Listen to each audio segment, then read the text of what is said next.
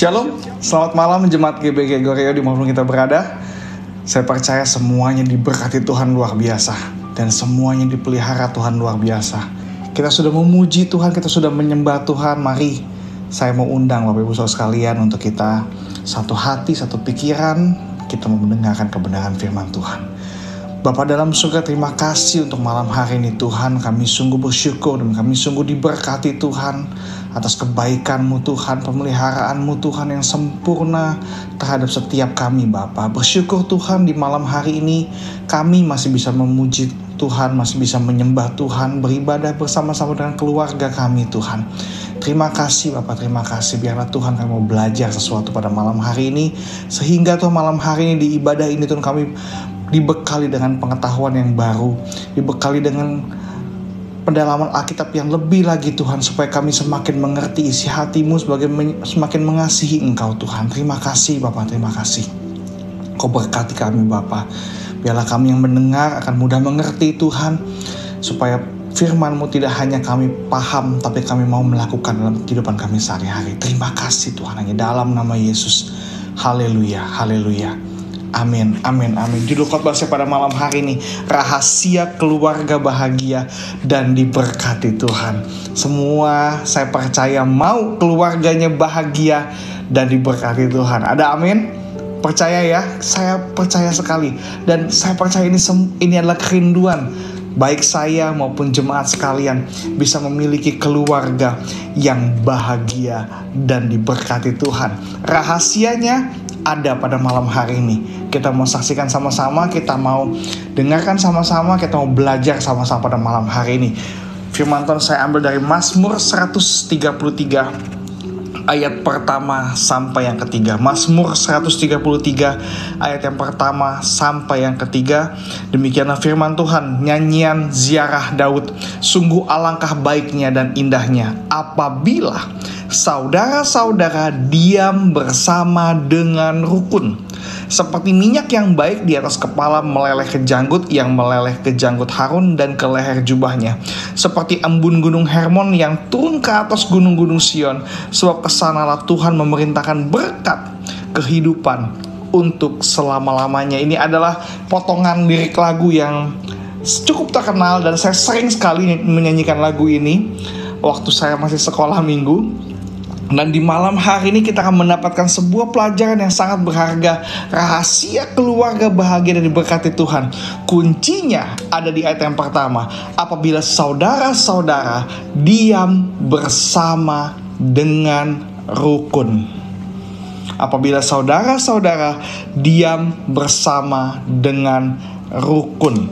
Itu adalah kunci, itu adalah rahasia. Kuncinya adalah hidup bersama dengan rukun. Hidup bersama dengan baik-baik. Kenapa kita harus baik-baik? Karena dalam sebuah keluarga adalah hal yang paling penting menurut Tuhan. Yesus melakukan mukjizatnya pertama di pernikahan Kana. Padahal Yesus mengemban sebuah misi prioritas. Yesus hanya punya waktu 3,5 tahun untuk dia bisa mengabarkan Injil dan mati di kayu salib untuk mengemban misi menyelamatkan umat manusia dari dosa. Dan misi itu, misi yang begitu penting, misi yang begitu luar biasa, dimulai dari mengadakan mukjizat di sebuah keluarga, di pernikahan di Kana. Mengapa demikian? Saya percaya karena Yesus, karena Tuhan menganggap keluarga adalah segalanya. Family is everything. Bahkan di Alkitab kalau saudara menyadari di Alkitab, di awal Alkitab ada keluarga yang bernama Adam dan Hawa. Dan di akhir Alkitab diawali dengan keluarga dan diakhiri dengan keluarga. Di mana di kitab Wahyu, Yesus adalah mempelai pria, kita adalah mempelai wanita, dan kita mau menyongsong dia di surga yang kekal nanti. Kenapa Alkitab yang begitu luar biasa diawali dengan pernikahan dan diakhiri dengan pernikahan? Karena bagi Tuhan, pernikahan adalah penting. Bagi Tuhan keluarga adalah segalanya. Keluarga sangat penting. Dan saya mau kecamkan pada malam hari ini firman Tuhan pasti akan menolong setiap kita, bahwa hidup rukun dalam keluarga adalah kunci rahasia keluarga diberkati Tuhan. Nah, pertanyaannya begini, bagaimana caranya mewujudkan hidup bahagia dan rukun dalam keluarga? Bagaimana caranya kita mewujudkan hidup bahagia dan rukun dalam keluarga? Jawabannya, hidup takut akan Tuhan. Tidak lain, tidak bukan. Hidup takut akan Tuhan itu bicara tentang hormat kepada Tuhan. Bicara tentang kita melakukan perintah Tuhan. Taat tunduk kepada Tuhan. Bagian dari takut akan Tuhan adalah hormat kepada Tuhan, melakukan perintah Tuhan. Itu mau tidak mau, suka tidak suka. Kalau kita mau hidup rukun bersama, kalau kita mau diberkati Tuhan, kita harus hidup takut akan Tuhan. Bukan takut akan masalah, bukan takut akan sakit penyakit, tapi kita takut sama Tuhan. Bukan takut gak bisa makan, bukan takut gak ada duit, bukan takut suami, bukan takut istri, tapi takut sama Tuhan. Firman Tuhan, ini ngomong firman Tuhan, bukan kata-kata saya. Mazmur 128 ayat 1-6. Judul perikopnya ialah berkat atas rumah tangga. Berkat atas rumah tangga. Mazmur 128 ayat yang pertama sampai yang ke-6. Nyanyian ziarah, berbahagialah setiap orang yang takut akan Tuhan, yang hidup menurut jalan yang ditunjukkannya. Apabila engkau memakan hasil jerih payahmu, berbahagialah engkau dan baiklah keadaanmu. Istrimu akan menjadi seperti pohon anggur yang subur di dalam rumahmu. Anak-anakmu seperti tunas pohon zaitun sekeliling mejamu. Sesungguhnya demikianlah akan diberkati orang laki-laki yang takut akan Tuhan.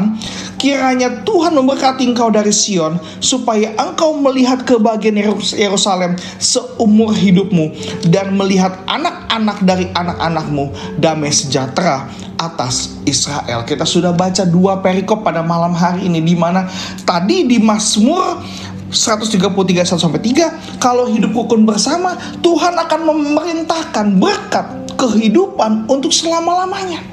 Kalau kita hidup rukun bersama, dengan otomatis Tuhan memerintahkan berkat kehidupan untuk selama-lamanya. Nah, bagaimana caranya supaya kita hidup rukun? Kita mau belajar dari Mazmur 128 ayat 1-6. 2 kali firman ini berkata, berbahagialah setiap orang yang takut akan Tuhan. Dan di ayat yang keempat, sungguh demikian akan diberkati orang laki-laki yang takut akan Tuhan.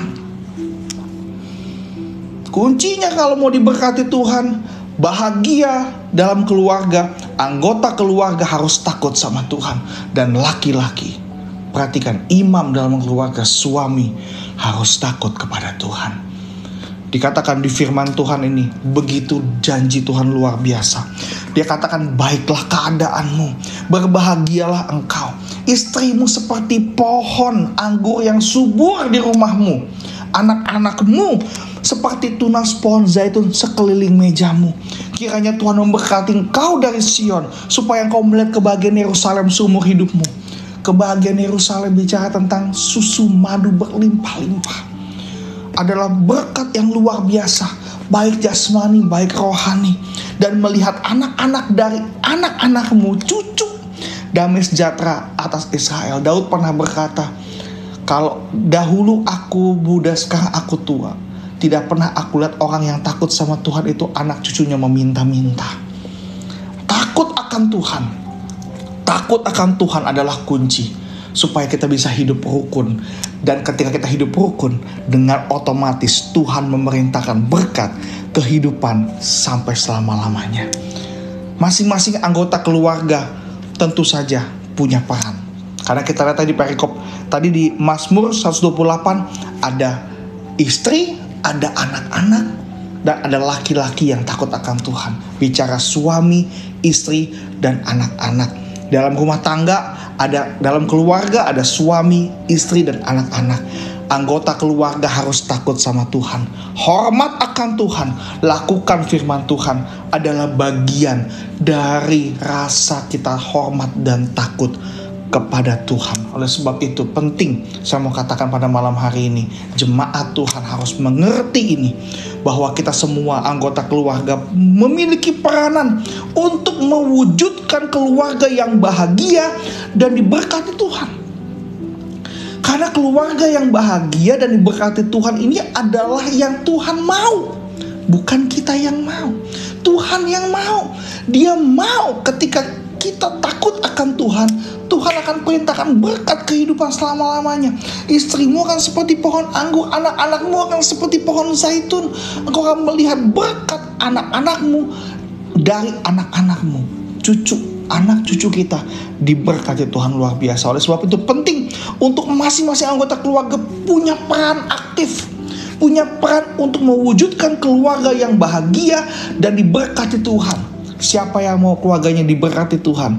Siapa yang mau keluarganya berbahagia diberkati Tuhan? Angkat tangannya, angkat tangan. Haleluya, haleluya. Dan saya mau kasih tahu, meskipun saya nggak lihat tangan saudara, Tuhan melihat tangan saudara. Yuk kita mau buka firman Tuhan lagi. Efesus pasal yang kelima ayat 22 sampai yang ke-25. Dilanjutkan di ayat 22 sampai 33. Dan kita lanjut lagi di Efesus pasal yang ke-6 ayat 1 sampai ke-4. Masing-masing anggota keluarga berperan untuk mewujudkan keluarga yang bahagia dan diberkati Tuhan. Yang pertama saya mau bahas peranan istri. Efesus pasal yang kelima ayat 22 sampai yang ke-24. Hai istri, tunduklah kepada suamimu seperti kepada Tuhan, karena suami adalah kepala, sama seperti Kristus adalah kepala jemaat. Dialah yang menyelamatkan tubuh. Karena itu sebagaimana jemaat tunduk kepada Kristus, demikian jugalah istri kepada suami dalam segala sesuatu. Tunduk yang saya maksud di sini adalah tunduk dalam kebenaran, tunduk dalam kekudusan, tunduk dalam ketaatan kepada kebenaran firman Tuhan. Bukan tunduk kepada hal yang salah. Karena begini konsepnya. Hai istri, tunduklah kepada suamimu seperti kepada Tuhan. Suamimu seperti kepada Tuhan.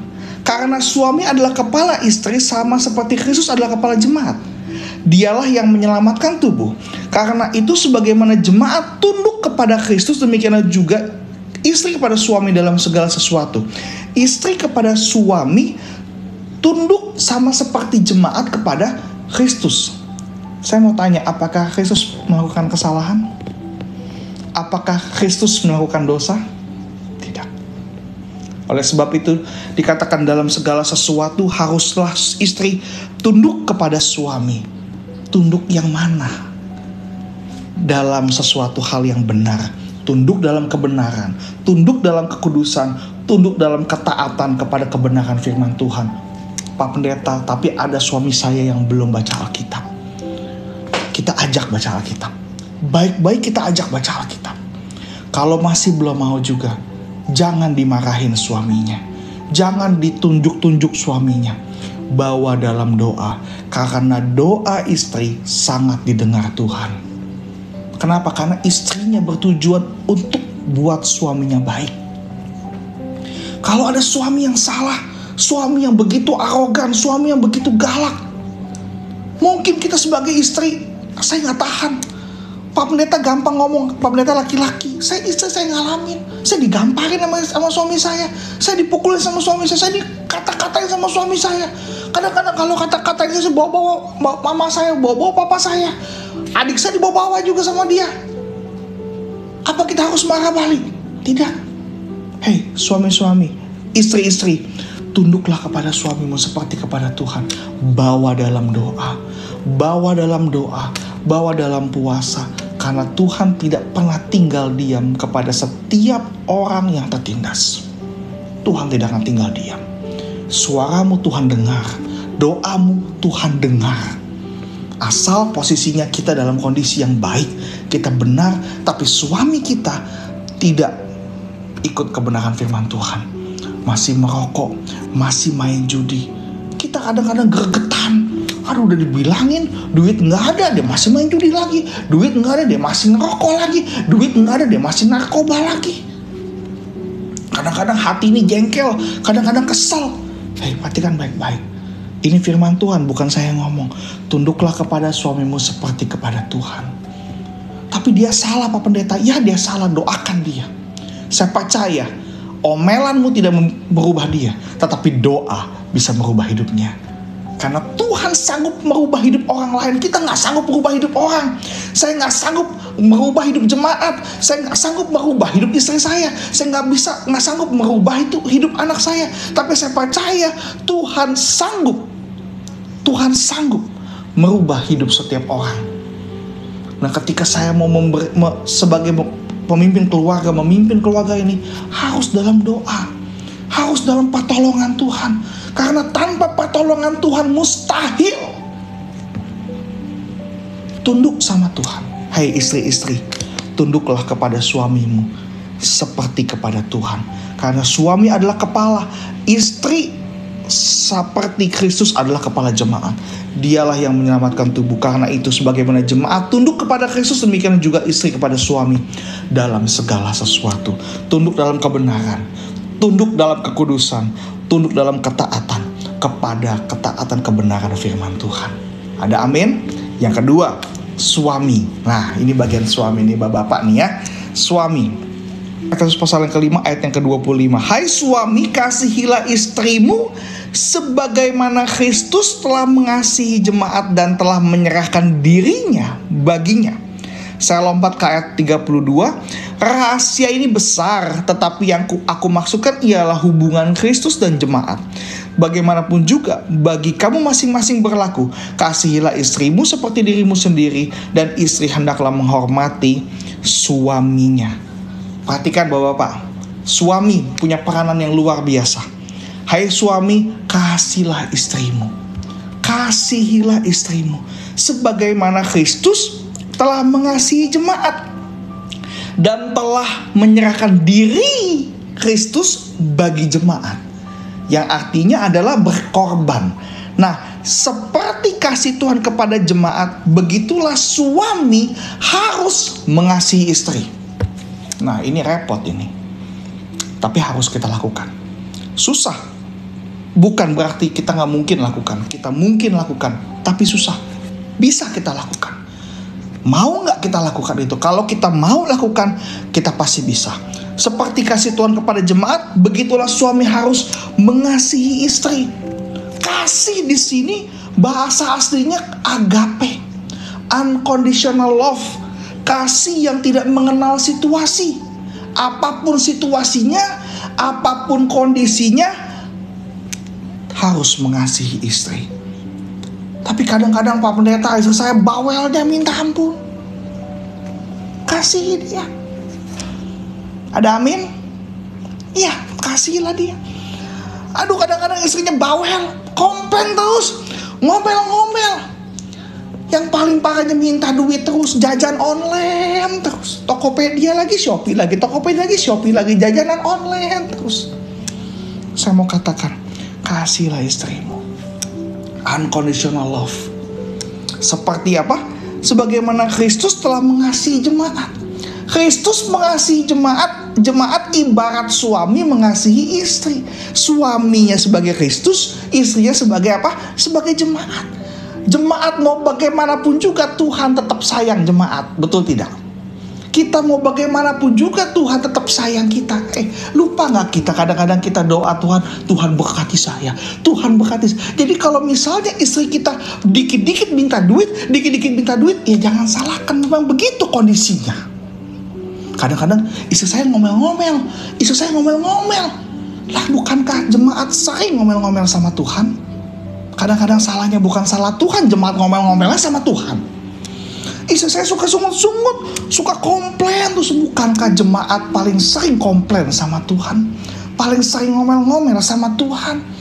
Jangankan jemaat, saya juga sering kadang-kadang pernah komplain sama Tuhan, kadang-kadang juga pernah ngomel sama Tuhan. Ya sudah, apakah Tuhan berhenti mengasihi kita? Apa Tuhan berhenti sayang sama kita? Tidak. Tuhan masih mengasihi kita, karena Tuhan punya kasih namanya agape, unconditional love. Kasih yang tidak bersyarat, kasih yang tidak mengenal situasi dan kondisi. Dulu istri kita ramping, sekarang udah turun mesin 2 kali, turun mesin 3 kali, anak udah 2, anak 3. Dulu gitar Spanyol, sekarang gitar bass. Tetap harus I love you. Ada amin bapak-bapak? Iya, kita harus sayang sama dia. Kita harus mengasihi dia. Jangan kita malahan komplain sama Tuhan. Kenapa jadi begini Tuhan? Kenapa jadi begini Tuhan? Dia begitu juga gara-gara kita, Bapak Ibu Saudara. Betul ya? Gara-gara kita juga, Pak. Kita harus mengasihi istri kita. Apapun yang terjadi, apapun kondisinya, apapun situasinya. Kalau dia minta uang terus kasih. Kalau dia ngomel terus dengerin. Istri-istri cuma perlu didengerin. Jangan dijawab, dengerin aja, dengerin. Soalnya kadang-kadang pertanyaannya itu adalah pertanyaan jebakan. Dia nggak perlu jawaban kita, yang dia perlu cuman bagaimana kita mendengarkan dia. Oleh sebab itu suami, kita harus bertindak, kita harus mengasihi istri sama seperti Kristus mengasihi jemaat. Jemaat doa Tuhan dengar. Kadang-kadang doanya aneh-aneh, kadang-kadang permohonan aneh-aneh, Tuhan dengar. Oleh sebab itu kita sebagai suami, kata istri kita mintanya aneh-aneh, ngomel terus, dengerin. Itu baru namanya mengasihi, unconditional love. Yang kedua, berkorban. Suami harus berkorban. Sama seperti Kristus telah berkorban mati di kayu salib untuk manusia. Istrinya protes, Pak, jangankan berkorban, Pak, minta duit sayur aja 25.000, susahnya minta ampun. Susahnya minta ampun. Jangankan berkorban nyawa, minta 25.000 aja setengah mati saya katanya. Aduh, kalau ada bapak-bapak yang model begini malam hari ini, bertobat, Pak. Ya, bertobat, kita sama-sama bertobat. Berkorban sama seperti Kristus berkorban untuk manusia. Kadang-kadang kita berkorban pikiran, kerja, capek. Pulang kadang-kadang istrinya marah-marah, jangan kita ikut marah. Jangan kita bilang, kamu tahu gak saya sudah kerja sedemikian capek dari pagi sampai malam. Kondisi lagi corona, duit susah, kamu pulang ngomel-ngomel. Kalau model kita pria begitu, artinya kita kerja gak ikhlas. Kalau kita pria modelnya begini, artinya kita melakukan sesuatu untuk keluarga tidak ikhlas. Kalau engkau sudah capek pulang, istri begitu bawel, dengerin. Karena itu adalah bagian tugas dari suami. Makanya suami kita harus kuat. Kuat di dalam Tuhan, bukan kuat berantem. Bukan kuat ngomong kencang, tapi kita harus kuat dalam kesabaran kita. Kuat dalam dalam berdoa. Kuat dalam dalam bertekuk lutut berdoa kepada Tuhan. Kuat dalam berpuasa. Baik puasa makan, puasa ngomong. Kita harus belajar untuk mendengar. Belajar untuk memposisikan diri kita di rumah tangga kita. Mengasihi istri. Berkorban untuk keluarga kita. Pekerjaan kadang-kadang susah. Emang kita harus kadang-kadang anak, apalagi kalau anak sakit, bisa-bisa enggak tidur. Kita sebagai suami harus siaga, harus bantu anak kita. Kalau kadang-kadang anak kita malam bangun minta susu, minta apa, layani mereka. Layani mereka. Karena itulah tugas seorang pria, tugas seorang suami. Itulah kenapa kita ini pria dikatakan pria, kita bukan laki-laki. Bedanya boy sama man. Kalau boy itu anak-anak, anak laki-laki. Tidak ada namanya anak pria, tidak ada. Anak laki-laki bahasa Indonesia. Kalau kita laki-laki dewasa sebutnya apa? Pria. Man, not boy. Pria, bukan laki-laki. Kalau laki-laki bicara tentang masih anak-anak. Kalau anak-anak masih apa? Saya, ego, saya, aku, milikku, harus aku, istriku harus melayani aku, egois banget. Kadang-kadang istri sudah capek ngurus keluarga, masak, harus layani saya, harus bukain sepatu saya, harus siapkan air panas untuk saya. Hei, Laki-laki Kristen tidak begitu.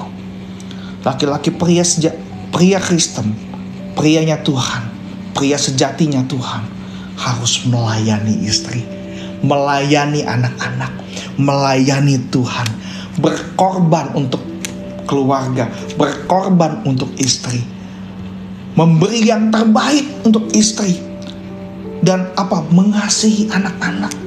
Jangan menimbulkan amarah seperti di Efesus 6 ayat yang keempat dikatakan, dan kamu bapak-bapak janganlah membangkitkan amarah dalam hati anak-anakmu, tetapi didiklah mereka dalam ajaran dan nasihat Tuhan. Kalau memang harus mungkin kita sentil kuping anak kita, saya mau kasih tahu, kalau saya sentil kuping anak saya, hati saya juga sebenarnya luka. Tapi saya perlu untuk hajar pantatnya. Maaf kata, saya harus hajar pahanya. Kalau dia nakal, kalau dia bandel, udah kita bilang dia gak mau ngerti, saya terpaksa harus hantam.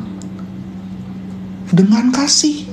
Ketika kita hantam dia, ketika kita pukul, kita jelaskan sama anak kita, kamu tahu gak kenapa papi pukul kamu? Dia lugu, dia gak tahu apa-apa kenapa dia pukul. Kita jelasin, tadi papi udah bilang jangan main air. Tadi papi udah bilang jangan main air, jangan meludah sembarangan. Kalau pipis harus di toilet, jangan pipis sembarangan. Kita jelaskan sama dia. Dengan begitu amarahnya tidak bangkit. Dia akan mengerti kenapa papanya marah. Dia mengerti kenapa papinya marah. Dan dia tidak akan mengulang kembali. Anak itu gak bisa kita langsung tunjuk dia, kita hina dia. Kita bilang apa sama dia? Kamu udah besar, papi sayang kamu. Kamu tuh anak pintar, kamu anak luar biasa. Kalau anak pintar, anak luar biasa, dia gak coret-coret tembok. Kalau orang dewasa tidak coret-coret tembok. Anak pintar tidak coret-coret tembok. Dengan begitu dia mengerti bahwa, oh iya, papi saya gak pernah coret-coret tembok, mami saya gak pernah coret-coret tembok. Dengan sendirinya dia akan belajar dewasa. Dia akan belajar mengerti apa yang boleh, apa yang tidak boleh. Ini tugas suami, Pak. Ini tugas suami, Pak. Kita yang memimpin keluarga ini, kita sebagai imam, kita harus belajar untuk melakukan yang terbaik untuk keluarga kita. Amin. Istri cuma penolong kita, Pak. Kadang-kadang istri juga salah, gak bisa nolong dengan baik. Sabar, Pak. Terima dia apa adanya. Ajari dengan baik, nasihati dengan baik. Niscaya istri kita akan menjadi perempuan yang paling luar biasa. Firman Tuhan bilang istrimu akan seperti pohon anggur. Istrimu akan seperti pohon anggur, subur di dalam rumahmu, menghasilkan buah, menghasilkan kenikmatan yang luar biasa. Bisa dinikmati, anak-anakmu bisa menikmati mamahnya begitu luar biasa. Dimulai dari pria-pria yang takut sama Tuhan, suami-suami yang mengasihi istri, suami-suami yang rela berkorban, suami-suami yang memberi yang terbaik, suami-suami yang mendidik dan menasihati anak dengan baik. Yang terakhir, peran anak-anak untuk mewujudkan keluarga yang bahagia dan diberkati Tuhan. Anak-anak di Efesus pasal yang ke-6 ayat 1 sampai yang ke-4. Hai anak-anak, taatilah orang tuamu di dalam Tuhan. Dikatakan taatilah orang tuamu di dalam Tuhan karena haruslah demikian. Karena haruslah demikian. Tidak boleh, tidak, harus. Dikatakan firman Tuhan bilang, gak boleh nawar, harus. Hormatilah ayahmu dan ibumu. Ini adalah suatu perintah yang penting seperti yang nyata dari janji ini, supaya kamu berbahagia dan panjang umurmu di bumi. Dan kamu bapak-bapak janganlah bangkitkan amarah dalam hati anak-anakmu, tetapi didiklah mereka dalam ajaran dan nasihat Tuhan. Saya mau beritahu anak-anak punya peran yang luar biasa. Engkau harus taat, tunduk kepada orang tuamu karena haruslah demikian. Kita sebagai anak tunduk sama orang tua, hormat sama orang tua. Firman Tuhan, saya mau beritahu ada 10 perintah Tuhan dan hanya satu dari 10 Taurat Tuhan yang mengandung janji, yaitu hormatilah orang tuamu supaya panjang umurmu di tempat yang Tuhan Allah berikan kepadamu. Amin. Anak-anak Tuhan, amin. Anak-anak, saya beritahu, ketika engkau hormat sama orang tuamu, ketika engkau mengasihi orang tuamu, engkau boleh percaya omongan saya, karena omongan saya terbukti, hidupmu tidak akan susah. Anak-anak dengar, anak-anak muda dengar, yang masih punya orang tua dengar. Kalau engkau mengasihi orang tuamu, engkau hormat sama orang tuamu, engkau tunduk sama orang tuamu, engkau mentaati, engkau menghormati mereka. Firman Tuhan yang bilang, bukan saya yang bilang, berbahagialah engkau dan panjang umurmu di bumi. Hidupmu tidak akan susah. Anak muda, engkau jangan takut miskin kalau engkau sayang orang tuamu. Kalau engkau menempatkan orang tuamu sebagai orang yang terpandang, orang yang terhormat, yang engkau pandang luar biasa, saya mau beritahu, malam hari ini saya mau beritahu, hidupmu tidak akan susah. Engkau diberkati Tuhan luar biasa. Hoki luar biasa. Ada keberuntungan yang akan terus mengalir dalam kehidupanmu. Ada berkat yang terus mengalir dan tidak ada henti-hentinya. Kalau kau belajar hormat sama orang tuamu. Meskipun orang tuamu jauh dari Tuhan, meskipun orang tuamu kadang dia salah, kadang dia gak benar, ketika engkau punya hati Kristus, ada unconditional love dalam hatimu, karena engkau adalah seorang yang anak yang takut akan Tuhan, engkau hormati mereka, engkau berdoa di hadapan Tuhan. Saya percaya, saya mau bilang, batu karang yang keras aja hancur dengan tetesan air. Malam hari ini saya mau ajak keluarga-keluarga GB Gregorio harus bahagia dan diberkati Tuhan. Ada amin? Hidup rukun, takut sama Tuhan, ikutin perintah Tuhan, pahami perintah Tuhan. Hari ini suami, hormati istrimu, mengasihi istrimu. Hai istri-istri, tunduklah sama suamimu. Hai anak-anak, taatlah, hormatlah kepada orang tuamu. Simple, sangat mudah untuk kita bisa lakukan. Dan malam hari ini langsung praktek. Abis dengar khotbah, langsung nengok sama istri, istri nengok sama suami, nengok sama anak-anak, peluk mereka, katakan apa? Aku mengasihimu. Lakukan yang terbaik untuk keluarga kita, karena keluarga kita adalah segalanya untuk kita. Pada malam hari ini, saya percaya apabila peran dari anggota keluarga tercapai, niscaya keluarga kita akan hidup rukun. Dan inilah rahasia keluarga bahagia dan diberkati Tuhan. Haleluya, haleluya, amin. Mari kita berdoa. Bapa dalam surga, terima kasih untuk malam hari ini Tuhan.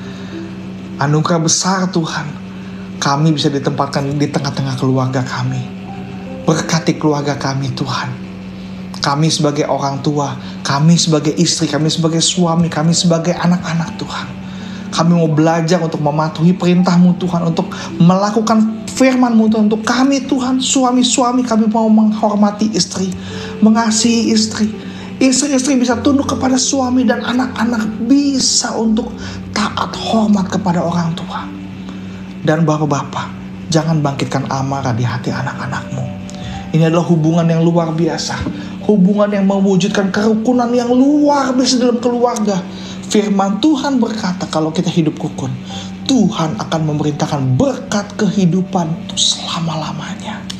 Terima kasih Bapak untuk malam hari ini. Ajar kami Tuhan, hidup ini adalah proses. Izinkan kami untuk masuk dalam proses-Mu Tuhan, supaya kami bisa memiliki peran kami masing-masing, dan kami bisa menjalani peran kami sebagai ayah, sebagai ibu, sebagai anak dengan baik Tuhan. Terima kasih Bapak, berkati keluarga kami yang mungkin kami jauh dari keluarga kami. Kami jauh dari orang tua kami Tuhan. Mungkin orang tua kami sedang berada di luar pulau Tuhan. Mungkin anak-anak kami sedang berada di luar negeri Tuhan. Siapapun keluarga, anggota keluarga yang sedang studi di luar negeri, kami percaya Tuhan, dimanapun kau berada, tali keluarga tidak akan pernah putus. Di dalam nama Yesus Tuhan, berkati setiap keluarga GB Gregorio. Setiap keluarga yang malam hari ini, Engkau yang mendengarkan firman Tuhan pada malam hari ini, kalau di sampingmu ada istrimu, di sampingmu ada suamimu, ada anak-anak, pegang tangan mereka. Pegang tangan mereka. Pegang tangan mereka. Malam hari ini aku mau berdoa di dalam nama Yesus Tuhan. Biarlah tali keluarga ini Tuhan tidak akan pernah putus di dalam nama Yesus. Tidak ada roh pemecah. Segala kutuk, segala kuasa jahat yang mau menghancurkan keluarga, jemaat-jemaat-Mu Tuhan, patahkan di dalam nama Yesus Tuhan.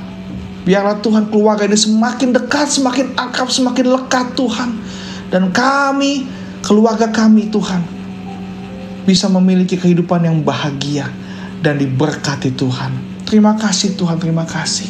Berkati bangsa ini, berkati kota ini Tuhan. Pulihkan kami Tuhan di tengah-tengah krisis ini Tuhan, sehingga kami bisa keluar sebagai pemenang Tuhan. Karena kami percaya ada pelangi sehabis hujan Bapa. Terima kasih Tuhan, terima kasih. Jemaat-jemaat yang dikasihi Tuhan, angkat dua tanganmu. Terimalah berkat daripada Allah Bapa, cinta kasih dari anak yang tunggal Tuhan Yesus Kristus menyertai engkau, menyertai keluargamu, menyertai pekerjaanmu. Tuhan berkati kehidupanmu dari hari ini sampai Maranatha. Yesus datang kedua kali ini sampai selama-lamanya di dalam nama Yesus. Haleluya, haleluya. Amin, amin, amin. Sampai jumpa. Tuhan Yesus memberkati setiap kita.